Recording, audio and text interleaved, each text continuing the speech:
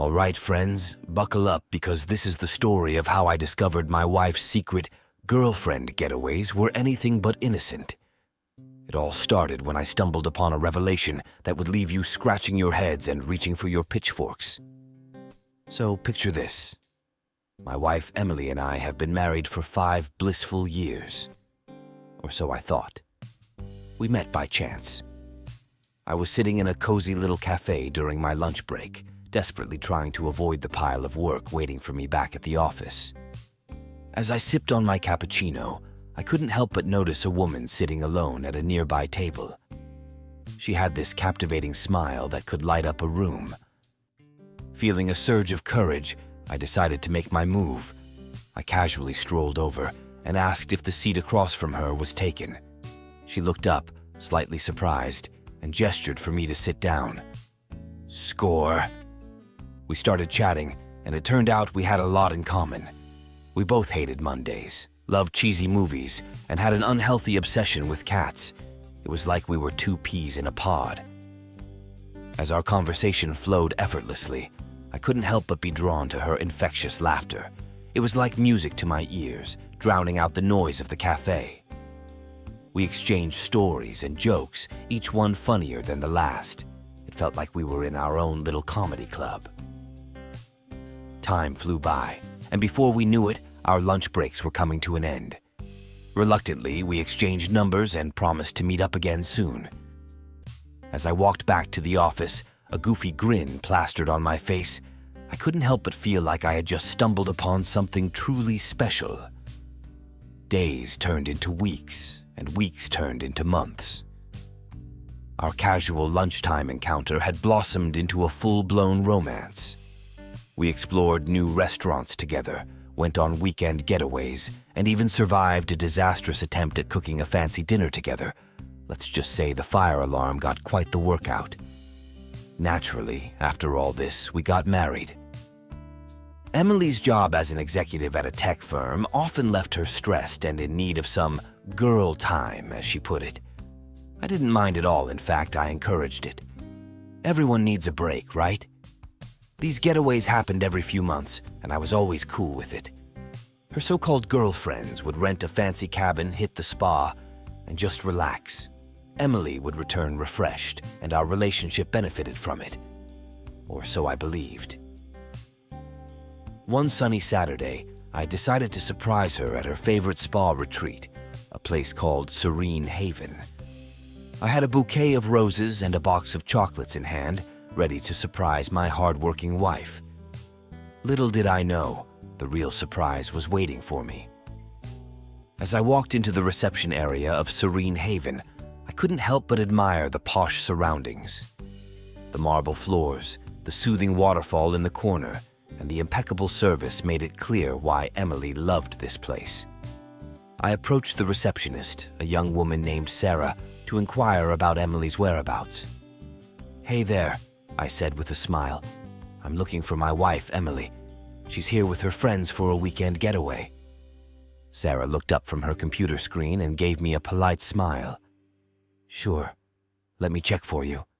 Can you please provide her last name?" "Of course, it's Anderson." Sarah's fingers danced across the keyboard, her eyebrows furrowing slightly. "I'm sorry, sir, but I don't have any record of an Emily Anderson staying here this weekend." My heart sank. I thought there must be some mistake. "Are you sure? She comes here regularly with her friends for these spa weekends." Sarah hesitated for a moment, then leaned in a bit closer, as if sharing a secret. "I don't want to get anyone in trouble, but there is an Emily who has been a frequent guest here. However, she always checks in alone, and she's registered under a different last name." I blinked, trying to process this information. "A different last name? Are you saying she's using a fake name?" Sarah nodded. "Yes, sir. She goes by Emily Mitchell. But please don't mention I told you this. We value our guests' privacy." My mind was racing. Why would Emily use a fake name? And why was she coming here alone when she always claimed to be with her girlfriends? "I won't say a word," I assured her, my voice trembling. As I left the spa, I couldn't shake the feeling that something was terribly wrong. Emily had some explaining to do, and I was determined to get to the bottom of this mystery. Little did I know that my journey for the truth would lead me down a path of unexpected twists and turns. After my jaw hit the floor at the hotel receptionist's revelation, I needed to do some major sleuthing. If my wife, Emily, was sneaking around behind my back, I needed to know the full extent of her devious plan. Revenge, after all, required precise information. I slipped out of the hotel, leaving the poor receptionist baffled and bewildered. It was clear that Emily wasn't here for a girls' weekend, at least not in the traditional sense. I couldn't just confront her without all the facts, though. I needed to gather evidence like a seasoned detective. Back at home, I started my covert operation. I dusted off my old laptop, logged into my trusty social media accounts, and fired up my amateur detective skills. First stop, Emily's Facebook profile. I scrolled through her posts, looking for any suspicious activity. That's when I found it, a group chat with her so-called girlfriends. The conversation was filled with emojis, inside jokes, and laugh-out-loud anecdotes about their wild weekend adventures. But it was all a facade. The timestamps on the messages told a different story. Emily had been typing away furiously during the time she was supposedly out with her friends. My heart sank as I read messages like, "I can't believe we're getting away with this," and "He'll never suspect a thing." It was crystal clear that my wife was orchestrating an elaborate ruse, and her friends were in on it. But the burning question remained. What was the purpose of this charade? Why would she go to such lengths to deceive me? I needed more information. I knew I couldn't tackle this mission alone, so I reached out to my trusty sidekick and best friend, Mike. He was a tech whiz and had a knack for digging up digital dirt. We met up at our favorite coffee shop, and I spilled the beans on the bizarre situation. "Mike, you won't believe what's happening," I whispered, leaning in closer as if we were in some spy thriller. I recounted the entire hotel receptionist saga and showed him the incriminating chat messages. Mike's eyes widened as he absorbed the details. "This is some next-level deception, buddy," he said, shaking his head in disbelief. "But we can get to the bottom of this. We just need to be one step ahead of her." We hatched a plan to set up a fake business trip of my own, complete with fabricated messages and meetings. If Emily thought she could outwit me, she had another thing coming. It was time to turn the tables and unleash my own web of deceit. Revenge was a dish best served cold, and I was about to make it ice cold. As I typed out fake emails and sent bogus text messages to my unsuspecting wife, I couldn't help but smirk. Emily had underestimated me, but I was about to show her that two could play this game. Little did she know, the husband she thought she knew was about to become her worst nightmare. The stage was set, and my plan was in motion. I embarked on my so-called business trip, leaving Emily behind with a web of deceit so intricate, even I had trouble keeping track of it all. The key to my revenge lay in convincing her that I was away for an extended period, far from her prying eyes. I checked into a nearby hotel and sent her occasional messages about my meetings and work dinners. Meanwhile, Mike and I continued our covert operation, gathering more evidence about Emily's shady activities. We started by following her every move, discreetly of course. Mike used his tech wizardry to install a tracking app on her phone without her knowledge. We watched in real time as she met up with her supposed girlfriends, all while I was miles away, attending my fabricated business meetings. It was during one of these clandestine stakeouts that we stumbled upon something that sent shivers down my spine. Emily and her friends weren't just going for spa days and brunches. No, they were headed to a casino, and it wasn't for the slot machines. I watched as Emily entered the lavish establishment with a group of women dressed to the nines. The glitzy casino was a far cry from the innocent girls' weekend she had portrayed it as. This wasn't about spending quality time with friends. It was about indulging in a secret life of extravagance and thrill-seeking. As I observed her at the blackjack table, my anger grew. Her fingers tapped nervously on the table, beating out a simple melody. But now it didn't seem to me as cute as it was at the time of our acquaintance. I felt all her emotions. Taking a seat at the blackjack table, Emily exuded confidence, channeling their inner James Bond. She were dealt a pair of aces, causing their heart to skip a beat. This was her moment to shine, or so she thought. Filled with excitement, Emily made the impulsive decision to go all in, adopting the mantra of, "You only live once." The dealer raised an eyebrow at this bold move, but proceeded nonetheless. The cards were dealt, and a wide grin spread across her face. However, her joy was short-lived as the dealer revealed a blackjack.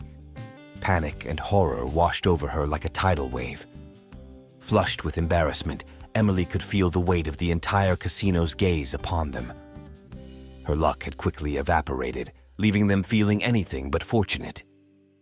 To add insult to injury, the subsequent rounds proved to be just as disastrous. Lady Luck had abandoned her completely. Every time they hit, they went bust. Every time she stood, the dealer miraculously pulled out a winning hand. It seemed as though the cards themselves held a personal grudge against Emily. I kept watching her crash. Emily was gambling away our hard-earned money, all the while thinking she had pulled the wool over my eyes. It was a betrayal that cut deep. I couldn't help but think back to the hotel receptionist's words. "Your wife is quite the gambler," she had said with a knowing smile. It all made sense now. Emily had been using these supposed weekend getaways as a cover for her reckless gambling habit, and her friends were her enablers. Mike and I decided to dig deeper into her financial activities. We accessed her bank statements, and what we found was shocking. Large sums of money had been withdrawn from our joint account and transferred to an unknown source. It was as if Emily was trying to hide her gambling losses by siphoning off our shared funds. It was time to confront her, but not before I had gathered enough evidence to ensure she couldn't weasel her way out of this one. Revenge was no longer just a desire, it was a necessity. My marriage hung in the balance, and I wasn't about to let her deception tear us apart. Armed with the damning evidence we had collected, I waited for Emily's return from her latest girls' weekend. Little did she know that the tables had turned, and the game was no longer in her favor. It was time for the ultimate showdown, and I was prepared to reveal the extent of her deceit. As I watched her approach our front door, a rush of emotions washed over me. This was the moment of truth, and I was determined to make her face the consequences of her actions. Revenge, it seemed, was about to take center stage in our marriage. The door swung open, and there she stood, looking like she had just returned from another one of her innocent getaways. Emily's face lit up with a feigned smile as she saw me waiting for her. Little did she know that her carefully constructed facade was about to crumble. "Hey, sweetheart," she greeted me, trying to hug me as if nothing was amiss. I sidestepped her embrace, my anger bubbling just below the surface. "We need to talk," I said, my voice cold and unyielding. I motioned for her to step inside, and as she did, I closed the door behind her, sealing her fate. Emily's expression shifted from cheerful to uneasy as she sensed the seriousness of the situation. She glanced around, perhaps expecting an intervention from one of her supposed girlfriends or a hidden camera crew. But there was no escape from the truth this time. I gestured for her to sit down in the living room, a room that had witnessed countless moments of joy and intimacy in our marriage. Today, it would bear witness to something entirely different. I took a deep breath and began to lay out the evidence before her. Bank statements, photos of her at the casino, and the GPS logs from her phone tracking her every move during her weekend getaways were all presented in damning detail. Emily's face grew paler with every piece of evidence I revealed. "You've been lying to me, Emily," I said, my voice heavy with disappointment. "Those weekends with your girlfriends weren't what you claimed them to be. You've been gambling, and it's tearing our marriage apart." she stammered, attempting to come up with an excuse, but the evidence was irrefutable. The truth had caught up with her, and she had nowhere to hide. Tears welled up in her eyes as the weight of her deception pressed down on her. "I didn't think you'd understand," she finally admitted, her voice trembling. "I was just trying to escape the stress, to have some fun." My anger began to ebb, replaced by a profound sadness. I had loved this woman, shared my life with her, and now I was witnessing the unraveling of our relationship. The revenge I had sought suddenly felt bittersweet. "I wish you had talked to me," I said, my voice softer now. "We could have faced your problems together, but instead, you chose to deceive me." Emily wiped away her tears and looked up at me with a mix of regret and desperation. "I'm so sorry," she whispered, her words heavy with remorse. The confrontation had taken an unexpected turn. My thirst for revenge had led me to expose her secrets, but now I was left grappling with the consequences. Our marriage was hanging by a thread, and the road to recovery seemed treacherous and uncertain. As we sat in the dimly lit living room, the weight of our shattered trust and broken promises hung heavy in the air. The battle for revenge had left scars on both of us, scars that would take time and effort to heal. Whether our love could withstand this ordeal remained an open question, one that only time would answer. The days following that tumultuous confrontation were some of the most challenging of our marriage. Emily and I faced each other with a mixture of anger, disappointment, and regret. Our home, once a sanctuary of love and understanding, felt like a battleground of emotions. We decided to seek professional help to salvage what remained of our relationship. Our therapist helped us navigate the treacherous waters of trust, communication, and forgiveness. It was a painful process, but gradually we began to rebuild the shattered pieces of our marriage. Emily took steps to address her gambling addiction, attending support groups and therapy sessions to confront the underlying issues that had driven her to deceive me. It wasn't easy, but I saw genuine remorse in her eyes, and that gave me hope. As for my quest for revenge, I realized that it had been a double-edged sword. Yes, it had exposed Emily's deception, but it had also nearly destroyed our marriage.